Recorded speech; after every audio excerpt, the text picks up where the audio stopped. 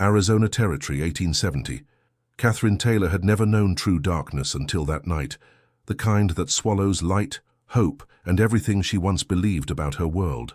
The full moon hung suspended in the vast Arizona sky, casting silver light across the Taylor Ranch, a prosperous cattle operation her father had built from nothing over 20 years of sweat and determination. She stood at her bedroom window, brushing her long auburn hair, a nightly ritual before sleep. At 22, Katherine was the pride of her father, educated back east, but returned to help manage the family business. Strong-willed and intelligent, she'd adapted back to frontier life with surprising ease. 100 strokes, she whispered to herself, continuing the routine her mother had taught her before consumption had claimed her 3 winters ago. A whisper of movement caught her eye through the window, a shadow where there shouldn't be one, shifting against the barn wall. Katherine paused mid-stroke, straining to see. Then came the first scream. It tore through the night like a knife, one of the ranch hands. Gunshots followed, sharp cracks that shattered the desert silence. "Pa!" Katherine dropped her brush and raced for the door, her white cotton nightgown billowing around her ankles. Barefoot, she ran down the hallway toward her father's room. She never made it. The front door of the ranch house splintered open. Heavy boots thundered on the wooden floor below. Men's voices, rough and urgent, called to each other. "Upstairs, check upstairs." Katherine froze, then turned back toward her room. Her father's rifle, she needed to reach it. But as she spun around, a massive figure blocked her path. A man with a filthy bandana covering the lower half of his face, eyes glittering with malice in the dim light. "Well, well. Jacobson didn't mention the merchandise would be so fine," he growled, reaching for her. Katherine struck out with unexpected ferocity, her nails raking across his exposed forearm. "Blasted she-cat," he snarled, backhanding her across the face. Pain exploded in her cheek as she stumbled backward. Before she could recover, rough hands seized her arms, binding them with coarse rope that bit into her skin.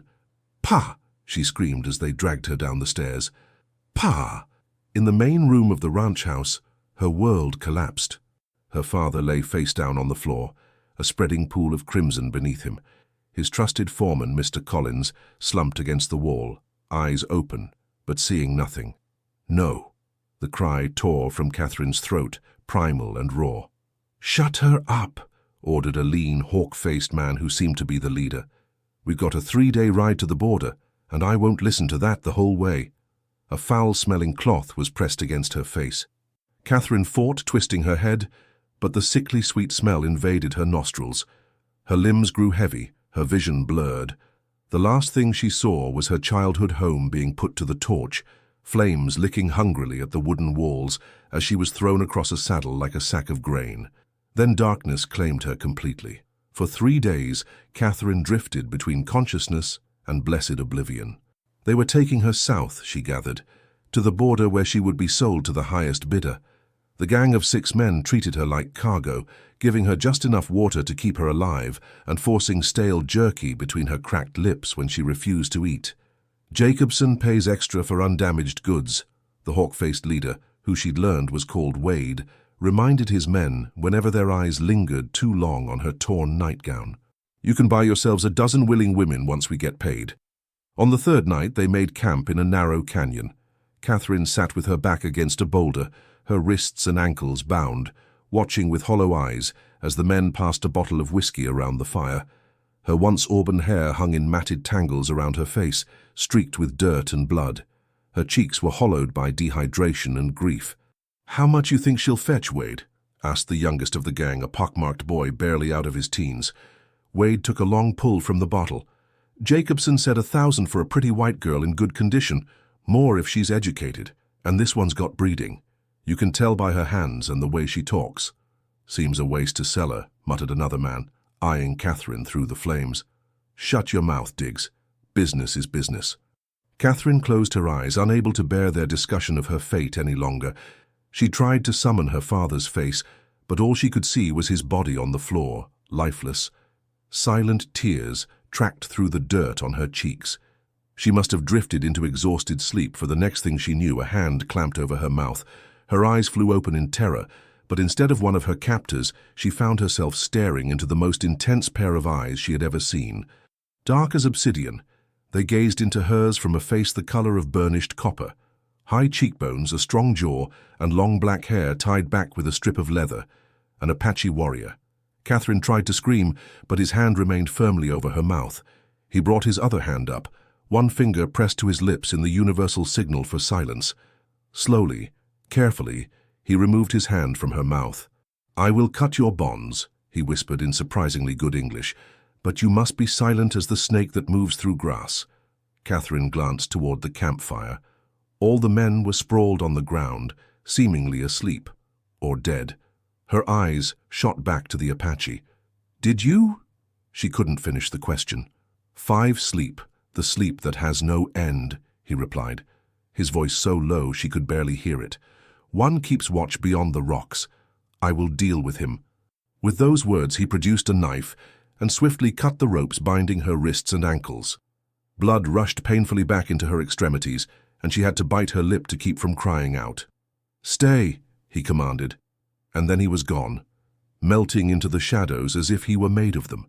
Katherine sat frozen, her mind racing. Should she run? Where would she go? They were deep in the desert, miles from any settlement she knew of. Even if she could escape, she would die of thirst within a day. A muffled sound came from beyond the rocks, a brief struggle, quickly silenced. Then footsteps approached. The Apache returned, wiping his blade on a piece of cloth.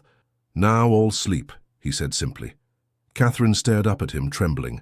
She had been raised on terrifying stories about the Apache, tales of brutality and savagery that mothers used to frighten children into obedience. Yet this man had just killed her captors, men who had planned to sell her into a fate worse than death. He crouched before her, studying her face. "You are hurt," he observed, noticing the bruises. "Why?" Katherine's voice cracked from disuse. She swallowed hard and tried again. "Why did you help me?" The Apache's expression remained unreadable in the moonlight. "I have watched these men for 3 days. They are jackals who prey on the weak. They trespass on land that is not theirs." He stood and held out his hand to her. "Come. It is not safe here. Others may come." Katherine hesitated, staring at his extended hand. Every instinct screamed caution. This man was as dangerous as the wilderness itself, perhaps more so. "I have freed you from their chains, white woman," he said, his deep voice carrying an edge of impatience. "But now you must choose, run alone to die in the desert, or come with me and learn to survive." In that moment, suspended between the horror of her past and the uncertainty of her future, Katherine made her choice. She placed her trembling hand in his calloused palm. His fingers closed around hers, strong and sure, as he pulled her to her feet. "I am called Atsa," he said. "Eagle in your tongue." "Katherine," she whispered. "Katherine Taylor." Atsa nodded once. "Katherine Taylor," he repeated, the syllables strange on his tongue. "Now we go. Dawn comes soon, and we must be far from this place of death." With that, he led her away from the camp of dead men, into the vast, silent desert illuminated only by stars and the waning moon, toward a destiny neither of them could have imagined. The first 3 days with Atsa were a blur of exhaustion, fear, and grudging trust. He moved through the desert landscape like a shadow, leaving barely a trace of their passage. Katherine stumbled behind him, her body weakened by her ordeal, her feet bleeding despite the moccasins he had fashioned for her from the leather of one of the dead men's bags. They traveled mostly at night, resting during the scorching day beneath whatever scant shelter they could find, an outcropping of rock, a stand of mesquite. Atsa showed her how to conserve water, how to recognize which plants held moisture, how to move without wasting energy. He spoke little, and when he did, it was with purpose. Instructions, warnings, occasionally terse explanations when she questioned something. Never small talk, never anything personal. Yet Katherine found herself studying him when he wasn't looking, the fluid grace of his movements, the watchful intensity in his eyes, the way his expression rarely changed, yet somehow conveyed volumes. On the 4th day, as the sun began its descent, they reached a hidden canyon. A small stream trickled between rocks, and sparse vegetation clung to life along its banks. At the far end, nearly invisible unless you knew where to look, was the entrance to a small cave. "Here," Atsa said, "we rest, for many days." Katherine sank to her knees by the stream, cupping her hands to drink the cool water. Her reflection stared back at her, a stranger with hollowed eyes and sunburnt cheeks, her once fine nightgown now a tattered rag, barely preserving her modesty. "How long will we stay?" she asked, wiping her mouth with the back of her hand. Atsa was already gathering dry branches for a small fire. "Until it is safe to move. The blue coats will be looking for me. And perhaps for you." "The army? Looking for me? Why would they—" She stopped, understanding dawning. "They'll think I was taken by Apaches, that you took me." He nodded once, his face impassive. "They will not look for the truth. They will see only what they expect to see." Katherine wrapped her arms around herself, suddenly cold despite the lingering heat of the day. "And did you take me? Am I your prisoner now, instead?" Atsa's hands stilled on the firewood. For a long moment he said nothing. Then he looked at her, his dark eyes reflecting the deepening sunset. "You are free to leave, Katherine Taylor, but without knowledge of this land, you will die. I offer you shelter, protection, teaching, not chains." There was something in his voice, a hint of offense, perhaps even hurt, that made Katherine regret her question. This man had saved her life, had shared his meager supplies, had shown her nothing but stern consideration. "I'm sorry," she said quietly. "I didn't mean to sound ungrateful. I don't know what happens now. Everything I knew is gone." Atsa resumed building the fire. "Now, you learn to live again, different from before, but still living." As darkness fell, he coaxed a small flame to life. The fire was tiny, carefully shielded to prevent its light from being seen from a distance. In its glow, Katherine could see the cave behind them, small but deep enough to provide shelter. "This place," Atsa said, following her gaze, "I have known since I was a boy. Few know it exists." Katherine hugged her knees to her chest. "Why did you save me?" she asked again, the question that had burned in her mind for days. "Why take the risk?" Atsa was silent for so long that Katherine thought he might not answer. When he finally spoke, his voice was low, almost a rumble. "3 summers ago, white men came to our camp while the warriors were hunting. They took my sister, my mother, many women." His eyes reflected the dancing flames. "I tracked them for 6 days. When I found them—" He stopped, his jaw tightening. "Too late, all dead. Some worse than dead first." Katherine felt sick. "I'm so sorry," she whispered. "When I saw those men with you, I watched first to understand. Then I knew what they planned." His eyes met hers across the fire. "No woman deserves such fate. Not Apache, not white." A simple moral calculation, Katherine realized. Not a personal rescue, but a principled one. Somehow that made it more meaningful. He had saved her not because of who she was, but because of who he was. "Thank you," she said softly, "for seeing me as a person, not just as white." Something shifted in Atsa's expression, a barely perceptible softening. "Rest now," he said. "Tomorrow you begin to learn." The days that followed established a routine. Each morning, Atsa would wake before dawn and disappear for several hours, returning with food. Rabbits, quail, once a desert tortoise. He taught Katherine how to prepare the meat, how to use every part of the animal, wasting nothing. In the afternoons, he showed her how to identify plants that could heal, plants that could nourish, plants that could kill.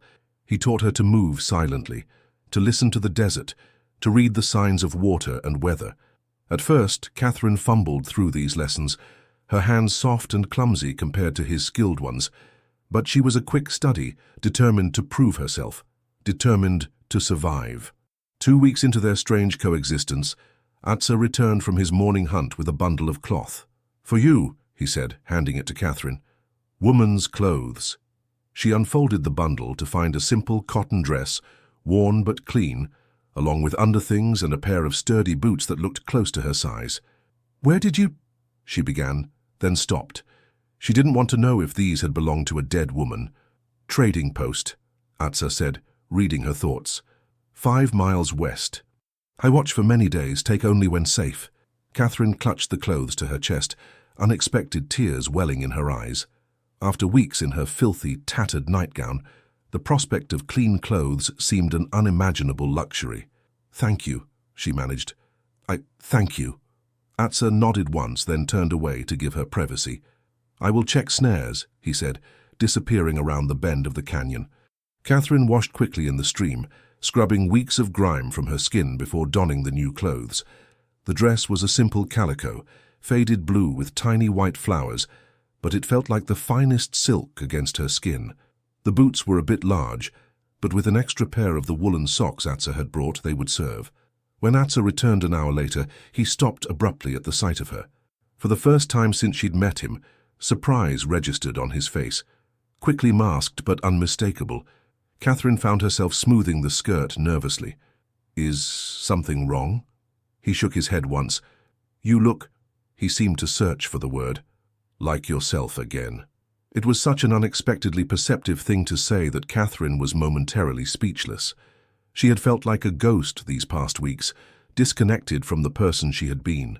The simple act of wearing proper clothes had indeed restored some sense of her identity. Yes, she said softly. I suppose I do. That evening, as they sat by the fire eating the rabbit Atsa had caught, Katherine found herself studying him openly.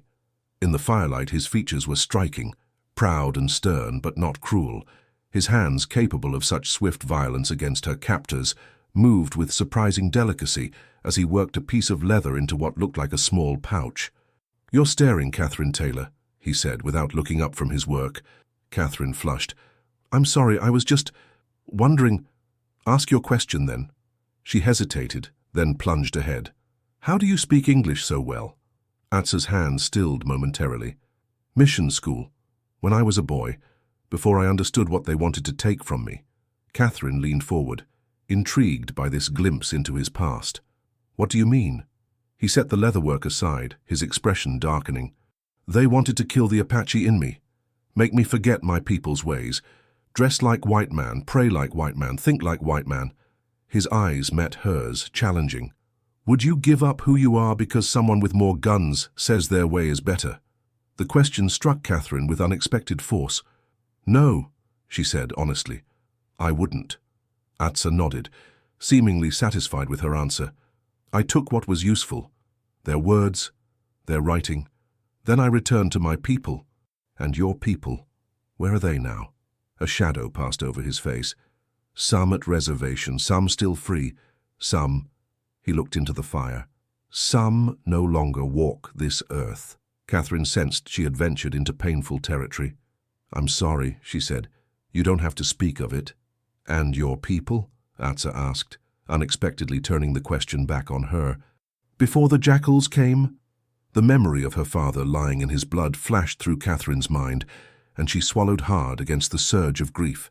My mother died 3 years ago. It was just my father and me running the ranch. He was a good man, fair to his workers, kind to me. Her voice wavered. He didn't deserve to die like that. Few deserve how death finds them, Atsa said quietly. They sat in silence for a while, the fire crackling between them.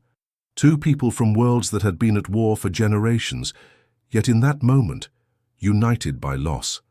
Atsa, Katherine said finally, what will happen when it's safe to leave here?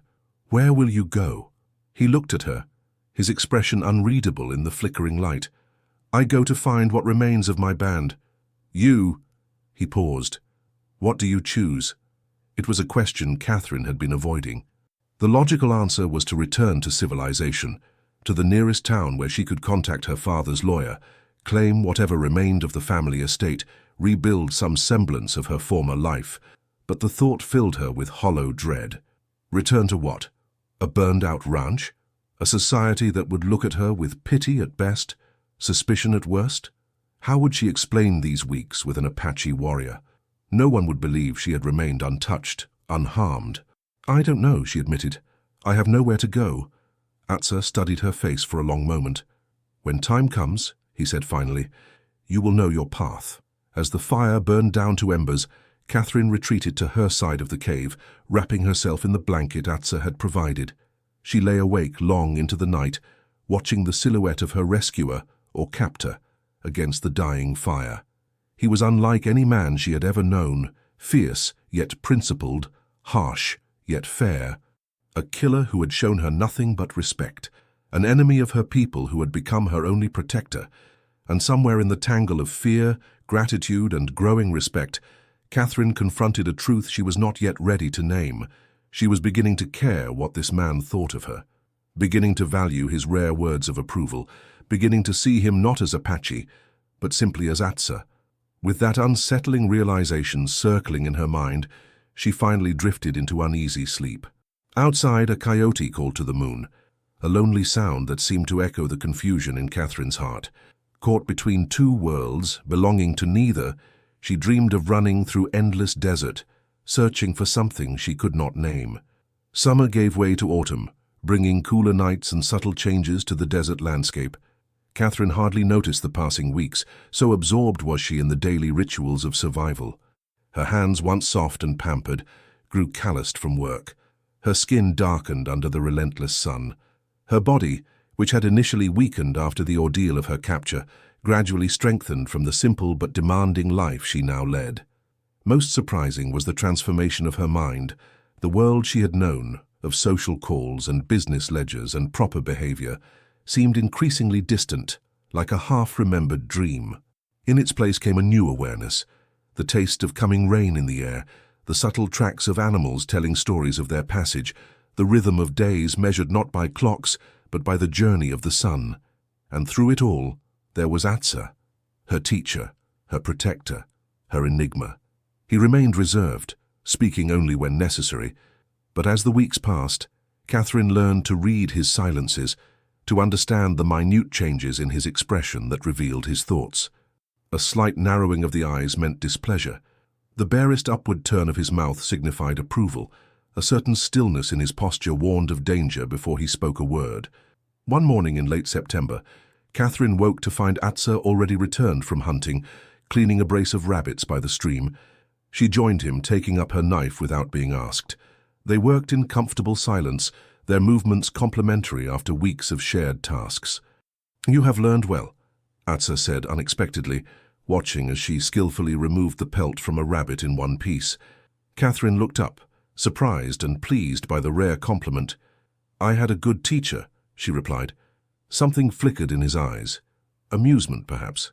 "Not always patient teacher?" Katherine laughed softly, remembering his exasperation during her early attempts. "No, not always patient, but persistent." They finished preparing the rabbits, setting them to smoke over the small fire. As Katherine washed the blood from her hands in the stream, she noticed Atsa watching her with an unusual intensity. "What is it?" she asked. He seemed to come to a decision. "Time to leave this place," he said. "Tonight." Katherine felt her heart skip a beat. Leave? This hidden canyon had become a strange sort of home, the first place since the destruction of her ranch where she had felt safe. "Has something happened?" she asked, alarm rising in her throat. Atsa shook his head. "Seasons change. We must move before snow comes to high country." He gestured toward the distant mountains. "My people will winter in the southern valleys. We go there." "We." The word hung between them, heavy with implication.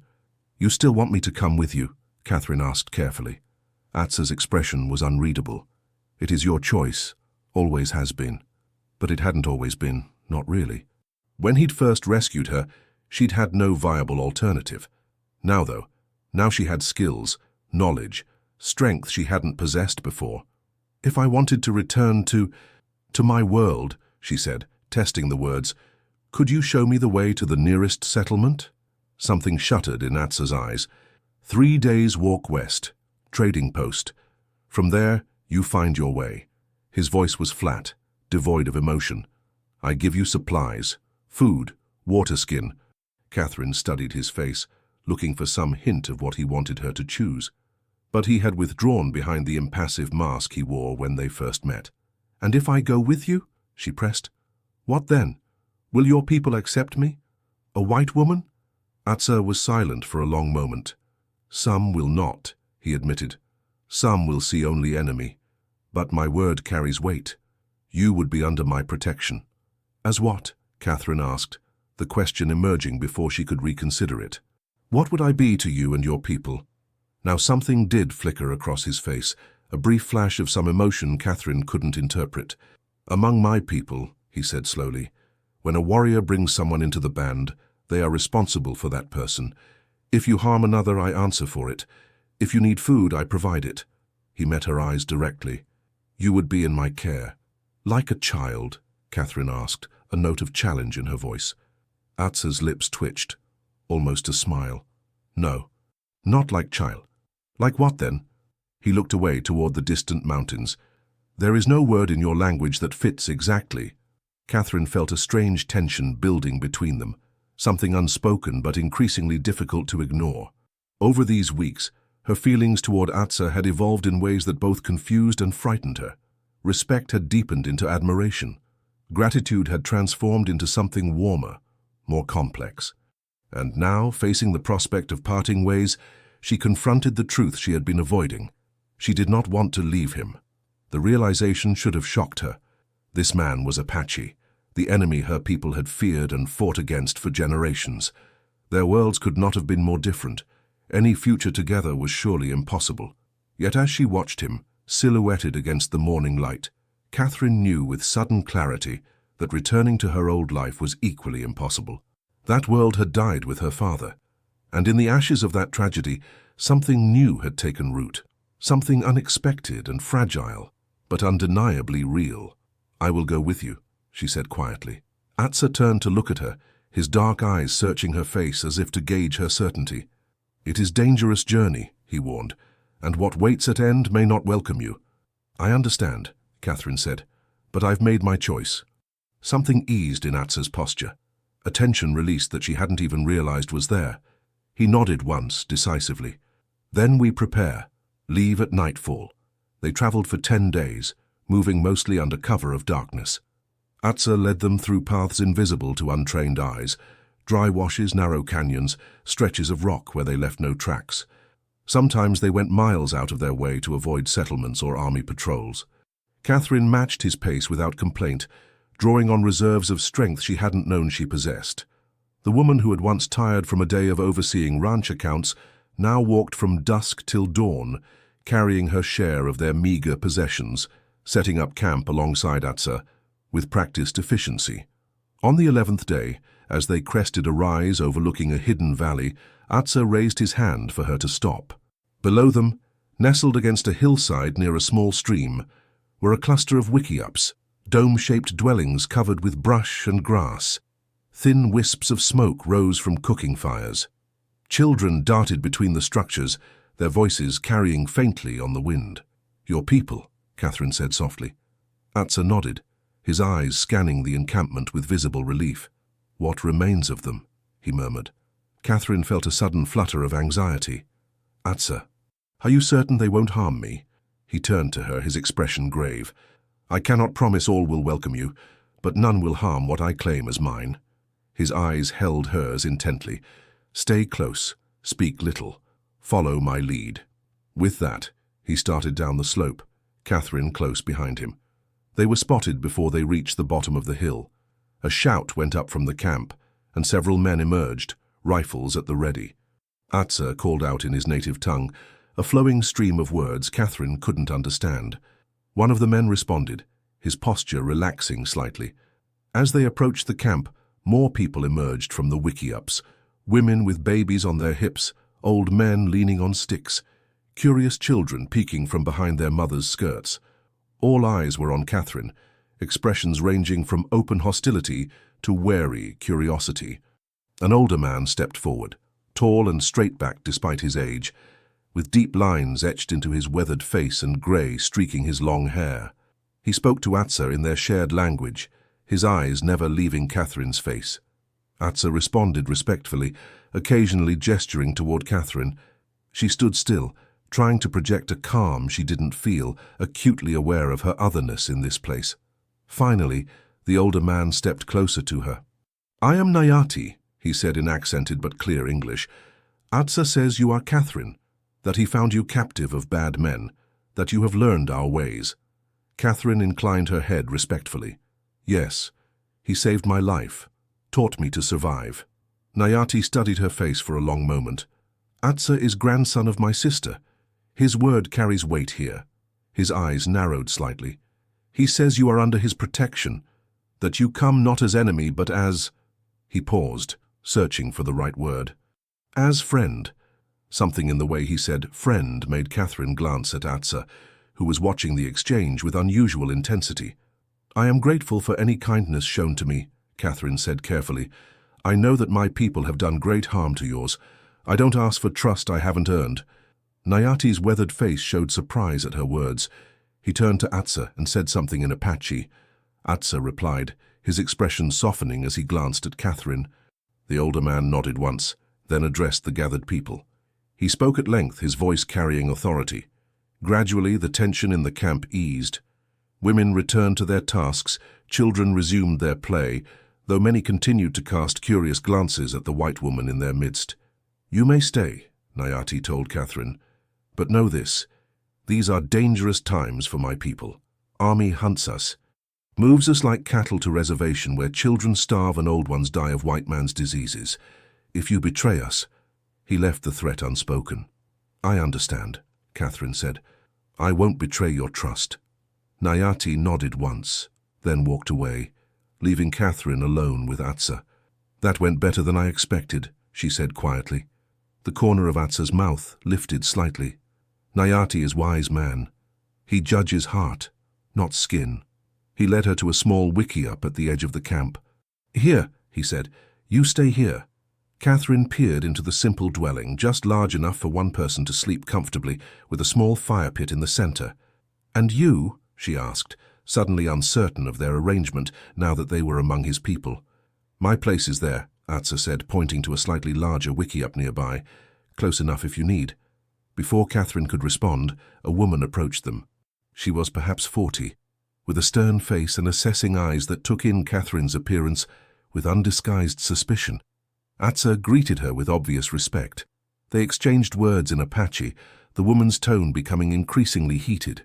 She gestured toward Katherine several times, her expression disapproving. Finally, Atsa said something that made the woman press her lips into a thin line.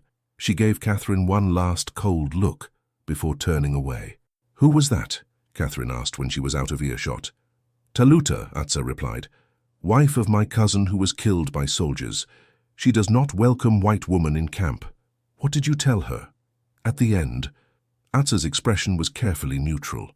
"That you are under my protection, that to dishonor you is to dishonor me."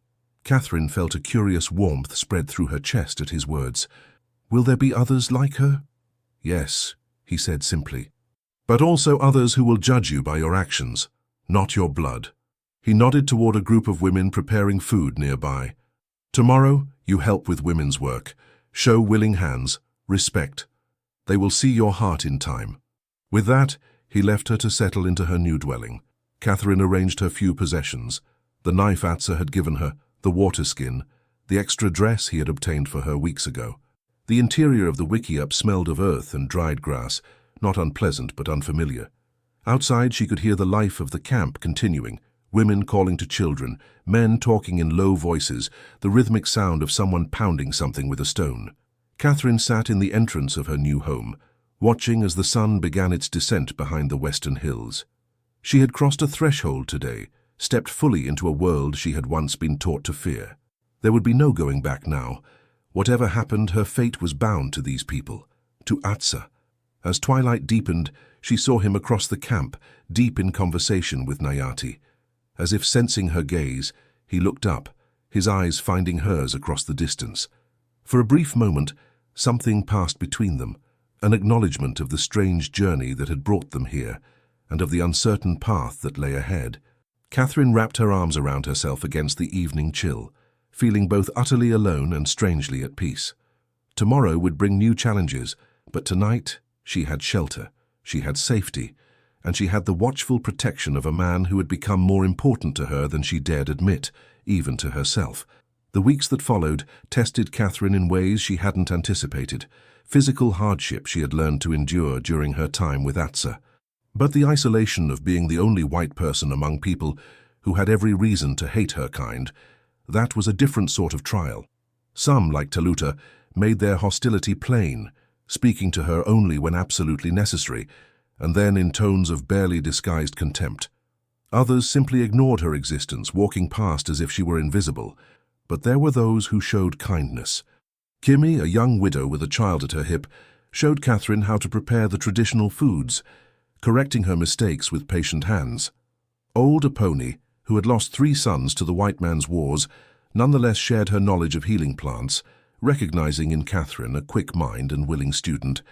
And always there was Atsa. Though he spent much of his time hunting or in council with the other men, he checked on her daily. Their conversations were brief but essential to Katherine, like water in the desert of her isolation. "They are beginning to accept you," he told her one evening, a month after their arrival. They sat outside her wickiup, sharing a meal of rabbit stew she had prepared under Kimmy's guidance. "Some of them, perhaps," Katherine agreed, thinking of how the children no longer hid from her, occasionally even approaching to touch her auburn hair in fascination. "It takes time to overcome fear," Atsa said, "on both sides." Katherine looked at him sharply. "You think I still fear your people?"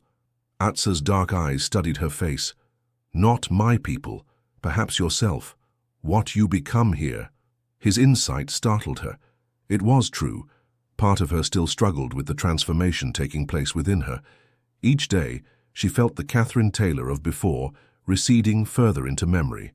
In her place was emerging a woman who could skin a rabbit, who could read the weather in the sky, who could speak phrases of Apache, who dreamed in the rhythms of a culture not her own.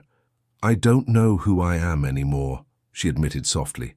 "You are Katherine," Atsa said simply. "Different path, same spirit." She smiled at that, warmed by his understanding. "And you, Atsa, who are you now? The man who brings a white woman to his people's camp. That can't have been an easy choice." Something flickered in his eyes, a hint of vulnerability rarely visible. "Choice was made when I first saw you. Something in me knew then." He looked away, toward the fire. "Dangerous knowledge. For both." Before Katherine could ask what he meant, shouts erupted from the edge of camp. Men were running, grabbing weapons. Atsa was on his feet in an instant, his hand going to the knife at his belt. "Stay here," he ordered, already moving toward the commotion. Katherine stood, her heart racing. Across the camp she could see Nayati gesturing urgently, warriors gathering around him. Women were hurrying children into the wickiups, their faces tense with fear. Then she heard it, the distant sound of hoofbeats. Many horses, approaching fast. "Soldiers," whispered Kimmy, who had appeared at Katherine's side, clutching her small son to her chest. "Blue coats come." A cold dread settled in Katherine's stomach. She had heard enough from Atsa to know what that meant. Forced relocation, the reservation, disease, slow death of a proud people. "How many?" she asked.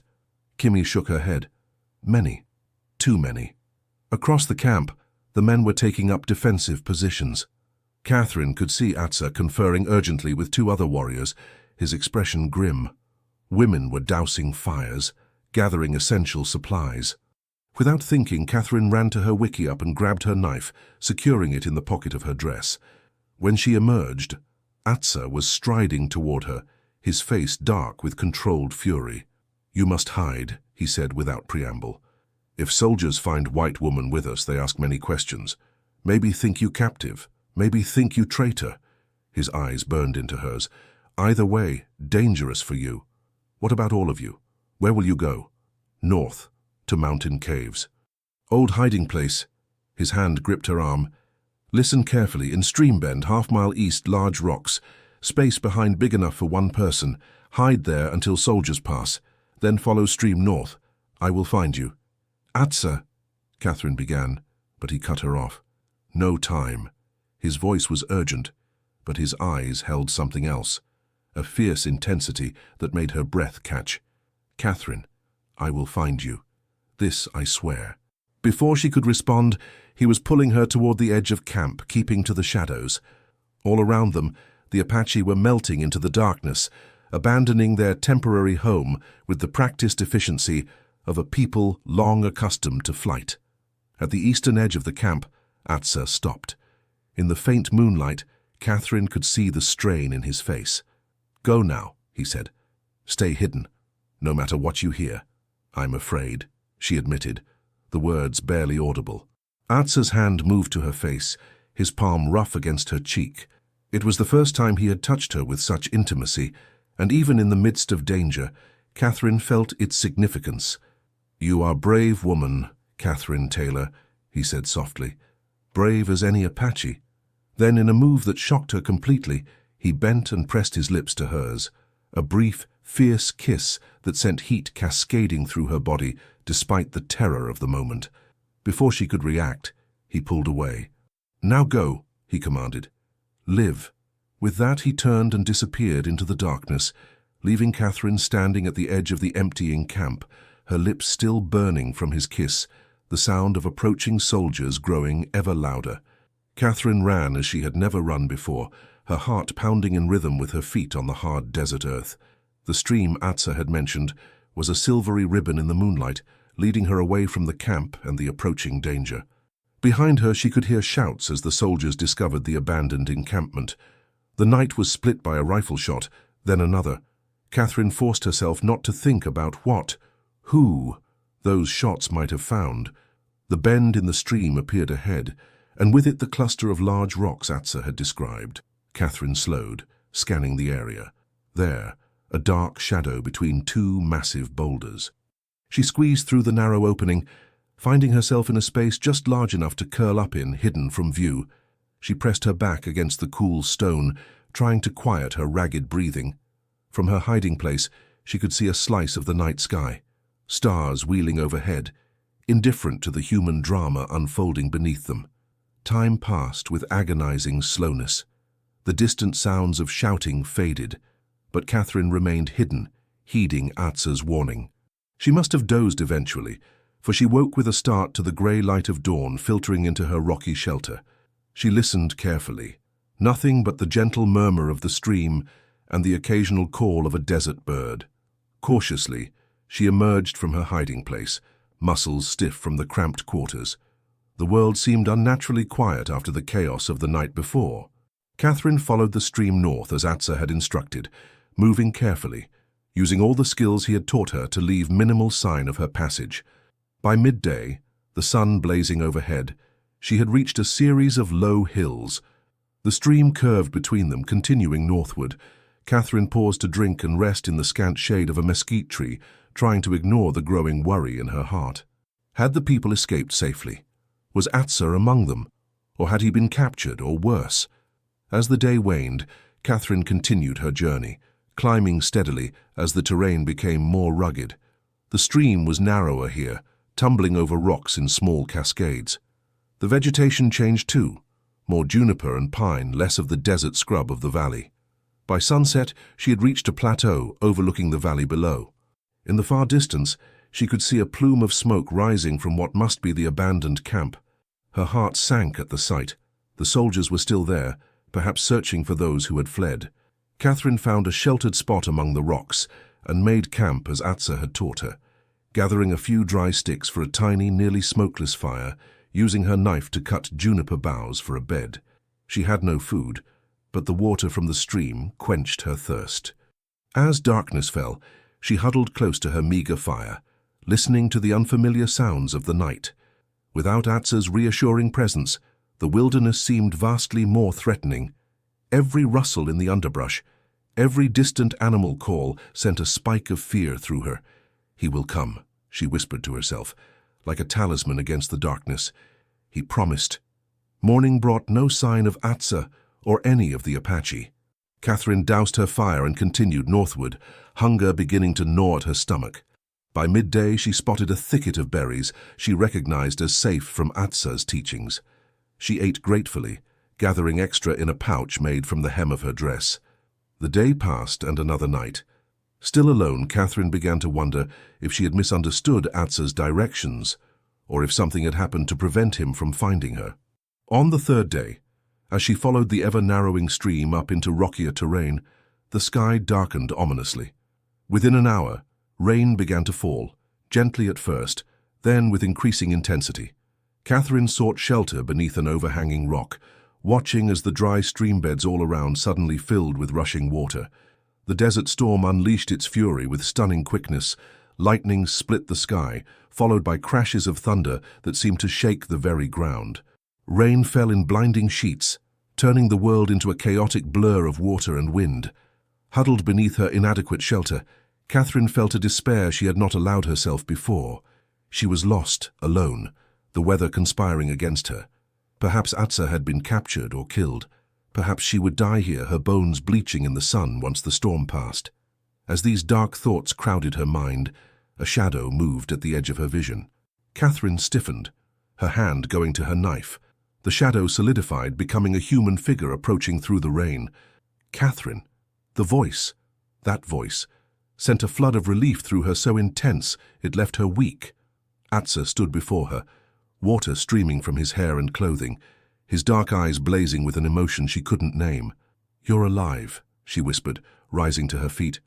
"I promised I would find you," he said simply. Without thinking, Katherine threw herself forward, her arms encircling him in a fierce embrace. She felt him stiffen momentarily in surprise, then his arms closed around her, holding her tightly against him. "I was afraid," she admitted into his chest, inhaling his scent of rain and pine and smoke. His hand came up to stroke her hair, a gesture of such tenderness it nearly undid her. "I know," he murmured, "but you did as I said. You survived." Katherine pulled back slightly to look at his face. A deep cut ran along his cheekbone, partially healed. "You're hurt," she said, reaching up to touch the wound. Atsa caught her hand, pressing it against his cheek. "It is nothing," he said. "A soldier's knife. He fared worse." The implication hung between them, but Katherine found she felt no horror at the thought of Atsa killing a soldier. The world had changed too much, realigned itself too completely for such judgments. "The others," she asked, "are they safe?" "Most, yes. We lost 2, old man Helaku, whose legs could not carry him fast enough, and young Istas, who fought so others could escape." Atsa's jaw tightened. "Soldiers burned camp.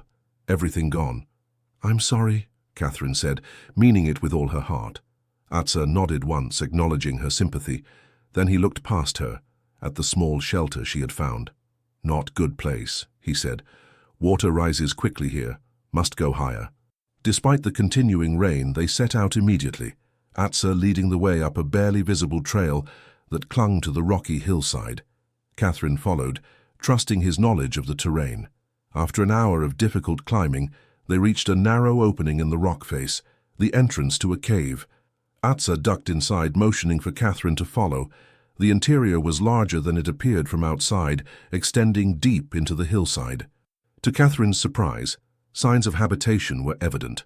A stone-ringed fire pit containing the cold ashes of previous fires, stacked firewood along one wall, even crude shelves carved into the rock holding various containers. "Old place," Atsa explained, seeing her questioning look. "Many generations of my people used when hiding from enemies." He set about building a fire with practiced efficiency. Soon, the blaze cast flickering light throughout the cave, revealing more details. Sleeping platforms covered with woven mats, storage areas containing what looked like emergency supplies. "Are the others here too?" Katherine asked, looking toward the deeper recesses of the cave. Atsa shook his head. "Different caves, safer to separate. Harder for soldiers to find all." He gestured for her to sit near the fire. "You are wet, cold. Sit."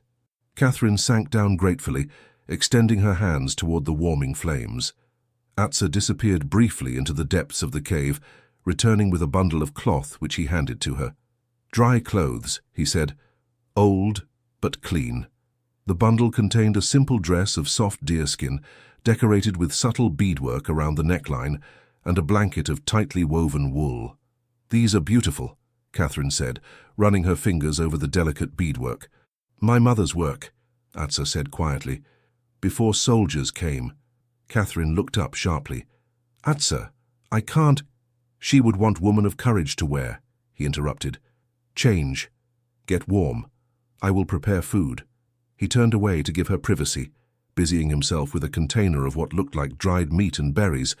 Katherine hesitated only briefly before peeling off her wet cotton dress and putting on the deerskin garment. It fit surprisingly well, the soft leather conforming to her body in a way her previous clothing never had. When she had wrapped the blanket around her shoulders and settled again by the fire, Atsa turned back to her. Something flashed in his eyes as he took in her appearance, a momentary unguarding that revealed hunger, appreciation, and something deeper. "It suits you," he said simply, handing her a portion of the food he had prepared. They ate in silence, the sound of rain outside gradually diminishing as the storm passed. When they had finished, Atsa added more wood to the fire, then seated himself across from her. "Katherine," he said, his voice unusually hesitant, "there is thing we must speak of." She met his eyes across the flames, her heart suddenly racing. "What is it?" He seemed to search for words, unusual for a man normally so direct. "When soldiers came, you could have shown yourself, returned to your people." "Been safe.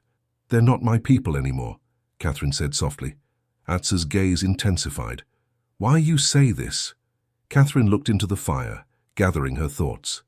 When she spoke, the words came from the deepest part of her heart. "My world ended the night those men killed my father.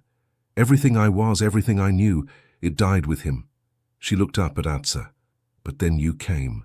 You saved me, yes. But more than that, you showed me another way to live. A harder way, perhaps, but also more real, more true." She took a deep breath. "I could have gone back to the settlements, claimed what was left of my father's estate, lived as a respectable widow, perhaps eventually remarried. But that woman, the one who could have done those things, she doesn't exist anymore." Atsa was utterly still, listening with an intensity that seemed to draw the words from her. "These past months with you, with your people, I've changed. I see the world differently now. I understand things I never did before."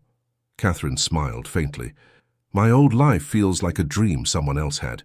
This," she gestured to the cave, to him, "this feels real." Atsa was silent for a long moment. Then he stood and moved around the fire to sit beside her, so close that she could feel the heat of his body, see the firelight playing across the planes of his face. "When I found you with those men," he said, his voice low, "I told myself it was justice only, that any woman deserves better than such fate." He looked directly into her eyes, but even then something in me knew, something beyond words. Katherine's breath caught in her throat. "Knew what?" "That you were meant for my eyes to see, my hands to free." His voice deepened. "My heart to know." Slowly, giving her time to pull away if she wished, he raised his hand to her face. His fingers traced the line of her cheek with exquisite gentleness. "Among my people," he said softly, "when a man and woman choose each other, it is not priests or papers that bind them. It is choice renewed each day, promise kept with every sunrise." Katherine's heart pounded so hard she was certain he must hear it. "Are you asking me to stay with you? Not just until it's safe, but always?" "I ask more than that," Atsa said, his eyes never leaving hers. "I ask if you will be my wife, my partner, mother to children who will carry both our bloods." His voice grew solemn. "It is dangerous path. World does not welcome such union. My people may never fully accept. Your people would name you traitor." "I don't care," Katherine whispered, surprising herself with the fierce certainty she felt. "I don't care what anyone thinks. I only know that when I thought I'd lost you, it was like losing myself again." Atsa's hand slid to the back of her neck, drawing her closer. "Then say it. Tell me what your heart speaks." "I love you," Katherine said, the words falling from her lips like water too long dammed. "I love you, Atsa. I want to be your wife, to stand beside you, to build whatever life we can together." His eyes blazed with a joy so intense it transformed his stern features. "And I love you, Katherine Taylor. From moment I cut your bonds, my heart has been yours." When his lips met hers this time, it was not the desperate, fleeting kiss of their parting, but a deep communion of souls too long separated. Katherine surrendered to it completely, her arms winding around his neck, her body pressing against the solid strength of his. The blanket around her shoulders fell away as Atsa's hands moved down her back, learning the contours of her body through the soft deerskin. Katherine felt none of the shame or hesitation she might once have expected. This was right, as natural and inevitable as the rain falling on parched earth. Gradually their kisses grew more urgent, hands more exploratory. Atsa drew back slightly, his breathing uneven. "We need not rush," he said hoarsely. "I would honor you. Katherine smiled, touching his face with wondering fingers. "You have honored me in every way that matters," she said. "From the moment you saved me, you have seen me, truly seen me, as no one ever has before." She kissed him softly. "I am yours, Atsa, as you are mine." That night, as rain continued to fall gently outside their sanctuary, Katherine and Atsa consummated their love on a bed of soft furs and blankets. Their joining was tender yet passionate, two people finding in each other's arms the home they had both been seeking. Afterward, lying in the circle of Atsa's embrace, Katherine watched the fire's dying embers cast shadows on the cave walls. Outside, the storm had passed, leaving behind the clean scent of rain-washed earth. "What happens now?" she asked softly, her head resting on his chest. Atsa's hand stroked her hair, his voice rumbling beneath her ear. "We find others. Move south to winter grounds, build new life." His arms tightened around her. "Together. Will they accept us, your people?" "Some will, some will not." He kissed the top of her head. "But we are strong together. We make our own path." Katherine nodded, knowing the road ahead would not be easy. They would face prejudice from both worlds, danger from the army, the harsh realities of a life lived close to the bone. But for the first time since that terrible night when her old life had ended in blood and fire, Katherine felt true hope blooming in her heart. "Sleep now," Atsa murmured.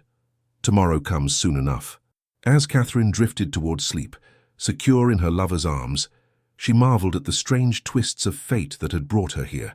From captive to survivor to beloved, a journey she could never have imagined. Outside the cave, an eagle called, a piercing cry of freedom that echoed across the desert night. Atsa's namesake, greeting the stars. Katherine smiled as sleep claimed her, dreaming of soaring high above the earth with her Apache warrior by her side. Spring, 1872. The small cabin nestled in a hidden valley where pine-covered mountains met the desert. Built of logs and stone with Atsa's skilled hands, it stood as neither fully Apache nor white in design, a blending of both worlds, like the life that flourished within its walls. Katherine stood in the doorway, watching as Atsa showed their infant daughter the blooming wildflowers that carpeted the valley floor. The baby, barely 4 months old, gurgled with delight as her father named each blossom in both Apache and English, her tiny hand reaching out to touch the bright petals. "She has your curiosity," Atsa said, looking up at Katherine with a smile that still made her heart skip. "Always wanting to touch, to know." "And your eyes," Katherine replied, stepping out into the sunshine, dark and wise even now. They had named their daughter Nahimana, mystic in Apache, but also called her Hope in English, a bridge between cultures, carrying both their bloods, both their traditions. The past 2 years had not been easy. After their union in the cave, they had rejoined what remained of Atsa's band only to face the hostility Katherine had feared. Some, like Taluta, refused to accept a white woman as one of them, especially as Atsa's wife. Others had been more welcoming, seeing in their union a symbol of what might be possible in a different world. But as Atsa had predicted, remaining with the band had proven too dangerous. Army patrols continued to hunt for renegade Apaches, and Katherine's presence raised too many questions, put too many at risk. They had made the difficult decision to build their own place, separate from both societies, yet taking elements from each. This hidden valley, known to Atsa from his youth but overlooked by white settlers due to its difficult access, became their sanctuary. Nayati had given them his blessing before they left, pressing sacred objects into both their hands. "You walk new path," the old man had said. "Hard path, but spirits watch over those with brave hearts." Now, as spring brought renewal to the land, Katherine reflected on how much had changed since that terrible night when her old life had ended. The grief for her father and her former world remained, but it had been transformed, integrated into the tapestry of her new life, rather than defining it. Atsa approached with their daughter, cradled in his arms, the baby's eyes growing heavy with sleep after her outdoor adventure. "She needs her mother," he said, transferring the precious bundle to Katherine's waiting arms.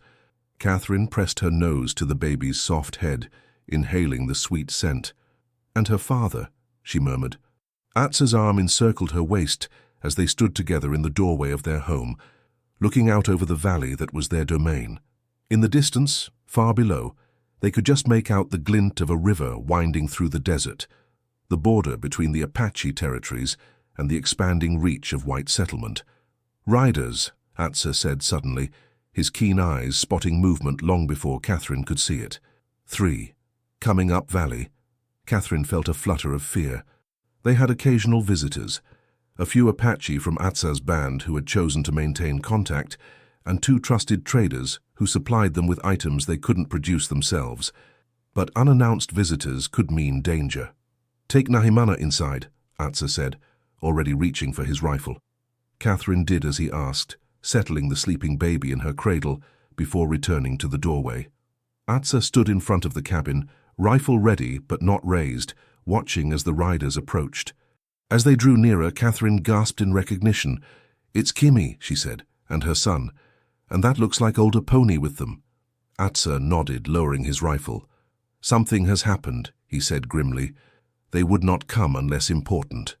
They waited as the 3 riders made their way up the final slope to the cabin. Kimi's face was etched with fatigue, her young son clinging to her back. Elderly Aponi looked even more frail than when Katherine had last seen her. Atsa stepped forward to help the old woman from her horse, speaking rapidly in Apache. Katherine caught enough words to understand the gravity of the situation before Kimi turned to her, speaking in the English she had been learning.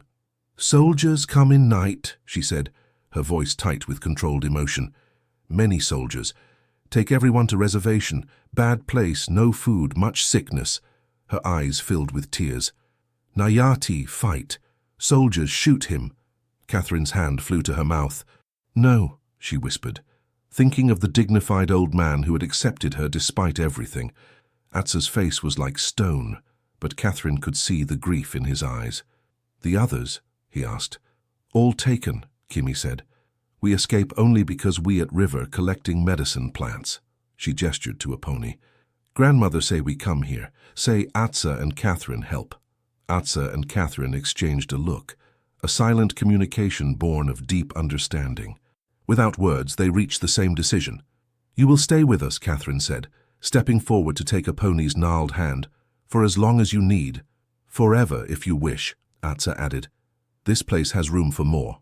That night, after their unexpected guests had been fed and settled in the small addition Atsa had been building for storage, Katherine and Atsa stood outside beneath a sky blazing with stars. "It will be harder now," Atsa said quietly. 5 where there were 2. More mouths, more needs. More hands, more hearts, Katherine countered, leaning against his solid strength. "We'll manage." Atsa's arm tightened around her. "You do not regret? This life?" Katherine looked up at him, still struck after all this time by the fierce beauty of his face. "Never," she said firmly, "not for a single moment." It was true.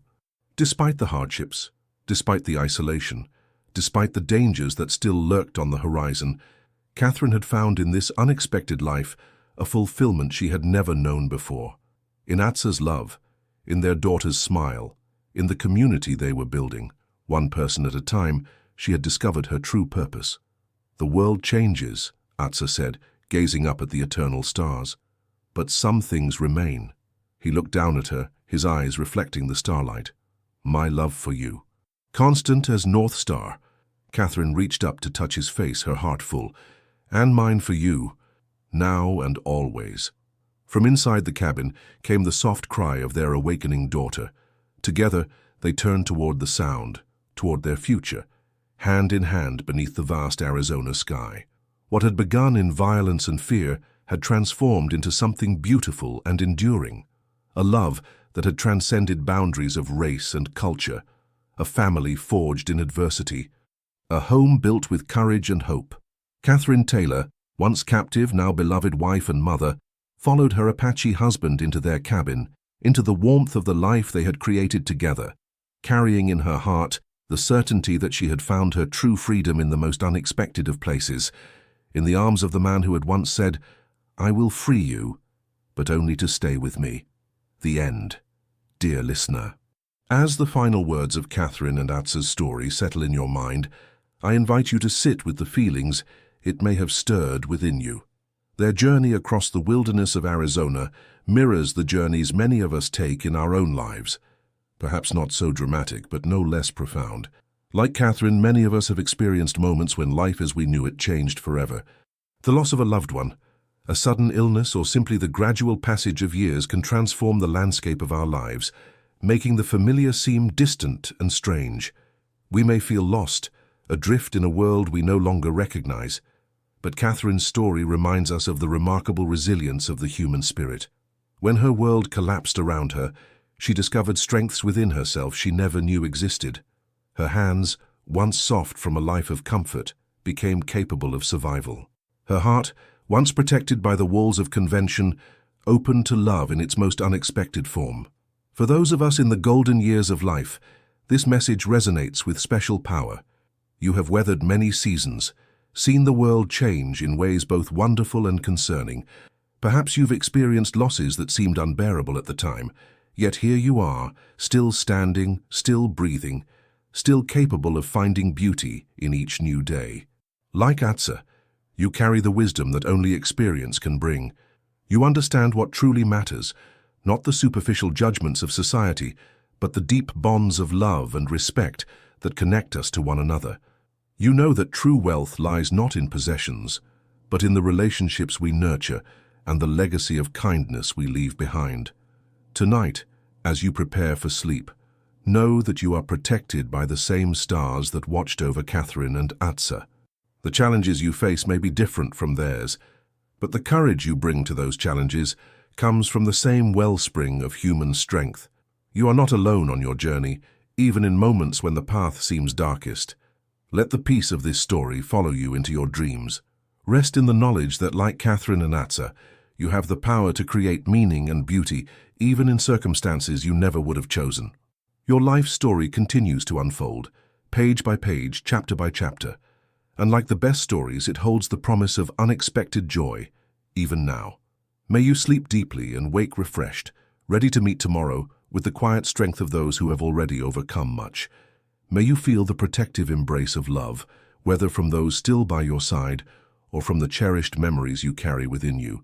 And may you remember, always, that it is never too late to discover new beginnings.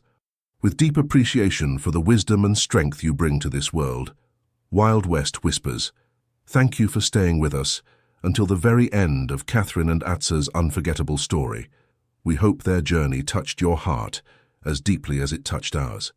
If you felt something while listening, if you cried, hoped, or smiled, please consider giving this video a thumbs up, leaving a comment, and sharing it with someone who loves emotional storytelling.